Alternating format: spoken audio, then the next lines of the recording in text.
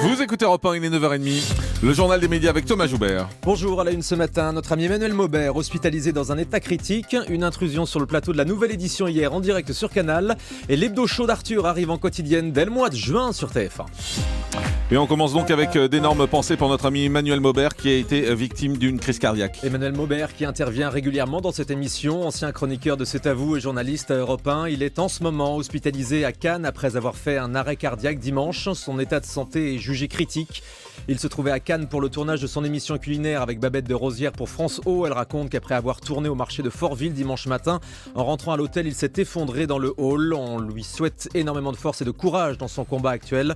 Son hospitalisation a suscité beaucoup de messages de soutien dans le PAF et ici à Europe 1. Voilà, on espère bien évidemment avoir de bonnes nouvelles tout au long de la journée, même si on est très inquiet effectivement pour son état de santé. On espère le retrouver très très vite à ce micro. Une intrusion en plateau hier dans la nouvelle édition en direct sur Canal. Juste après le sommaire de son émission du midi sur Canal+, l'animatrice Daphné Burki a dû faire face à l'intrusion d'un individu. Alors qu'il était dans le public, il s'est levé et s'est mis à courir autour du plateau en poussant des cris et des propos incompréhensibles. L'homme a rapidement été maîtrisé par la sécurité, puis évacué. À sa sortie de l'immeuble, il ne se souvenait plus de ce qu'il avait fait. Selon nos informations, il s'agit d'un homme déséquilibré, incohérent et assez violent. Daphné Burki, quant à elle, a gardé tout son sang-froid et a réagi avec beaucoup d'humour, comme à son habitude. Écoutez. Nous avons un invité surprise, donc évidemment nous allons gérer ça et ça va bien se passer. Voilà, c'est normal, ce sont les joies du direct, ça arrive toujours, des invités surprises, mais il a le sourire et c'est ce qui compte, tout va bien, ne vous inquiétez pas, il est 12h50 et c'est le JT de la nouvelle édition. Elle était d'un calme Elle est incroyable. zen, hein. C'est incroyable. Surtout qu'il tournait autour d'elle, elle aurait pu avoir peur et se dire qu'il allait lui en mettre une au passage. Surtout qu'elle avait des mauvais souvenirs du festival de Cannes, avec l'intrusion d'un homme armé sur un plateau. L'hebdo show d'Arthur va arriver en quotidienne sur TF1 dès le mois de juin. Et oui, après avoir été testé le vendredi en deuxième partie de soirée, le talk show d'Arthur arrivera en quotidienne, non pas à la rentrée, mais dès le 6 juin. C'est l'animateur lui-même qui l'annonce dans une interview à TV Mag. Pour l'occasion, l'émission va changer de titre, forcément. L'hebdo show en quotidienne, ça marchait pas. Ça s'appellera donc 5 à 7 avec Arthur. Ce sera diffusé à 17h. On retrouvera les chroniqueurs du vendredi soir comme Christine Bravo, Christophe Beaugrand, Jarry, mais aussi de nouvelles têtes comme Christian Etchebest pour la cuisine, une vétérinaire, une prof de yoga. Dans cette interview, Arthur révèle aussi qu'une dizaine de personnes l'ont appelé pour lui demander de faire partie de l'émission depuis la première. Si les gens veulent bosser avec moi, c'est parce qu'ils savent que je ne vais pas piquer leur place. Je n'essaye pas de tirer la couverture à moi. Un nouveau tacle contre certains animateurs. C'est clair. Suivez mon regard. Karine Le Marchand reste fidèle à M6. La semaine dernière, des rumeurs annonçaient son transfert sur TF1, mais sur son compte Twitter, l'animatrice a balayé ces rumeurs et dément tout départ. Elle écrit en 2017 « Je vais marier des agriculteurs avec des personnalités politiques », enfin presque. Karine Le Marchand fait ainsi référence à L'amour est dans le pré qui repart pour une 11e saison et à sa nouvelle émission de portrait politique en vue de la présidentielle. Elle sera donc bien sûr M6 à la rentrée.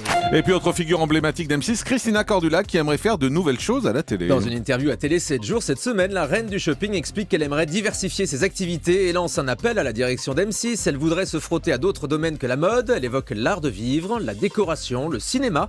Le cinéma pour lequel elle aimerait également tourner. On ne m'a pas encore proposé de rôle, mais si un réalisateur me soumet un scénario, je l'étudierai avec attention, dit-elle. La journaliste Pascal Clark annonce qu'elle quitte la radio France Inter. Après de nombreuses années passées sur la radio publique, la journaliste a annoncé hier soir sur son compte Twitter la fin de sa collaboration avec France Inter le 18 juin prochain.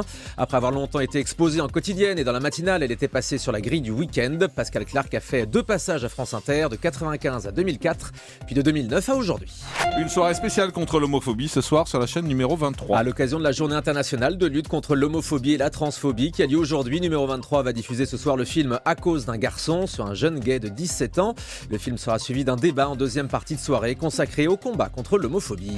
Et puis encore mieux qu'Élodie Gossuin, ils sont on apprend que le candidat russe à l'Eurovision serait un ancien acteur porno. Et aussi, vous êtes peut-être c'est ça. Ah ben il faisait beaucoup C'est le tabloïd anglais The Sun qui fait cette révélation avec photo à l'appui. Sur l'une d'elles, écoutez bien, on voit le jeune homme intégralement nu, assis sur un lit devant une femme attachée à un radiateur. Des photos que les autorités russes ont tenté de faire disparaître du net avant le concours de l'Eurovision, mais elles n'ont pas réussi. La version officielle de la délégation russe est que cette photo ne proviendrait pas d'un film X, mais d'une campagne contre la violence conjugale, sauf que sur la photo, la jeune femme est quand même tout sourire. Voilà, et puis comme on vous doit de vous informer à fond, eh bien on l'a mis sur jean-marc-morandini.com, bien évidemment. Manquait plus que ça. Ah mais nous on est pour l'info à fond. Oui, bien sûr. On termine avec le chiffre du jour. On aime bien les radiateurs, c'est pour ça. C'est ça. 11, comme la saison 11 de X-Files, le chiffre du jour. Les nouveaux épisodes n'arriveront pas avant la saison 2017-2018, c'est ce qu'a annoncé la Fox hier. Vous savez que la série mythique a fait son retour cette saison avec les acteurs originaux David Duchovny et Gillian Anderson. Diffusé en France sur M6, le développement de la nouvelle saison prend plus de temps que prévu, ce sera donc pas avant la rentrée 2017. Voilà, on retient la phrase du jour, donc signée Thomas Joubert. On aime bien les radiateurs. Moi j'aimerais bien qu'il y en ait un dans le studio. Il fait moins 12 encore aujourd'hui. Merci Jean-Marc. beaucoup.